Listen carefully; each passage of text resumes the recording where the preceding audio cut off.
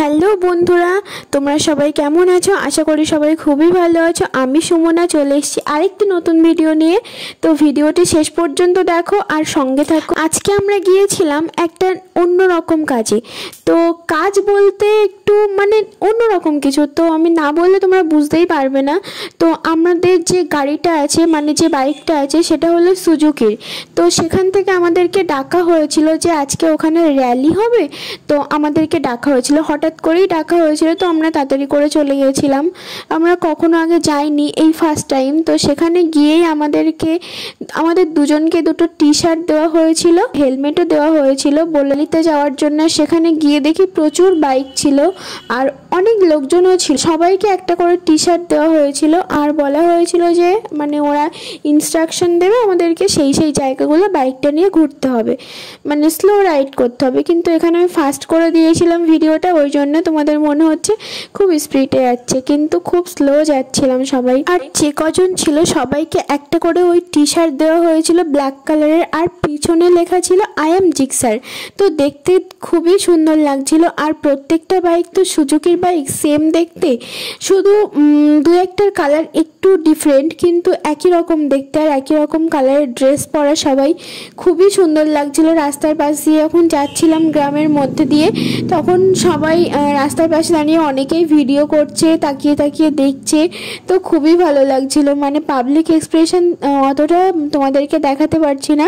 তো আমি বাইকে ছিলাম, তো ভালোভাবে ভিডিও করতে পারিনি। তো যতটুকুনি করেছি ভালোই লাগছে। আর এই রাস্তাটা দেখো কি অসাধারণ ছিল এই রাস্তাটা, এখান থেকে যেতেও খুব ভালো লাগছিল, দুদিকে গাছ। তো এই রাস্তাটা পার হওয়ার পরে আমরা আরেকটা জায়গায় গিয়েছিলাম। সেখানে গিয়ে একটু ফটোশ্যুট হয়েছিল আর আমাদের অনেকজনকে একসাথে দাঁড় করিয়ে একটা ছবি নিয়েছিল।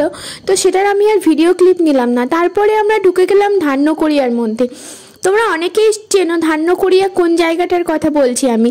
এটা খুব ফেমাস একটা জায়গা। তো নতুন রাজবাড়িটা দেখাতে পারলাম না, পরে কখনো দেখাবো। তো এখন আমরা যাবো পুরনো রাজবাড়িটার পাশ দিয়ে, একদম ওই রাস্তাটায় গিয়ে উঠবো। তো পুরনো রাজবাড়িটা বহু বছর আগের পুরনো, এখন একদম তপ্তভাবে পড়ে আছে। তো ওটা এখন কেউ ব্যবহারও করে না, ওখানে কেউ থাকেও না, ওটা একদম বন জঙ্গলে পরিণত হয়েছে। তো এই দেখো পুরনো রাজবাড়িটার রাস্তায় আমরা ঢুকে গেছি। তো এই যে তার পুরনো রাজবাড়িটার কিছুটা অংশ। আর এবার আমরা একটা রাস্তায় চলে এসেছিলাম, মেন রোডে জ্যাম ছিল, সেই জন্য আমরা এই রাস্তাটা দিয়ে ঢুকেছিলাম। আর রাস্তাটা ঢুকেই কি অসাধারণ, একদম অন্যরকম একটা ফিলিং আসছিল। খুব সুন্দর রাস্তাটা, একদম পুরো মাঠের ভিতর দিয়ে, গ্রামের ভিতর দিয়ে। আর কোনো বাড়িঘর নেই এখানে, কিন্তু মনে হচ্ছে এইখানে একটা চাষবাসের জায়গাটা। এখানে শুধু আমবাগান আর আমবাগান, পুরো রাস্তাটা কি অসাধারণ লাগছে।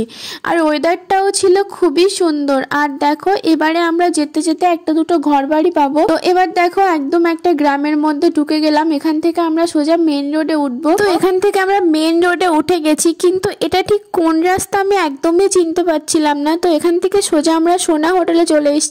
আমাদেরকে ওখানেই লাঞ্চ করার ব্যবস্থা করা হয়েছিল। তো সেখানে লাঞ্চটাও খুব সুন্দর ছিল, মিক্সড ফ্রাইড রাইস আর চিকেন মাঞ্চুরিয়ান ছিল। ভিডিওটা এখানেই শেষ করছি। ভালো লাগলে লাইক করো, কমেন্ট করো। আর আমাদের চ্যানেলে যদি তোমরা নতুন হয়ে থাকো তো চ্যানেলটাকে একটু সাবস্ক্রাইব করে দিও প্লিজ। আর দেখা হচ্ছে পরবর্তী ভিডিওতে। দেখতে থাকো সুমনাস ওয়ার্ল্ড।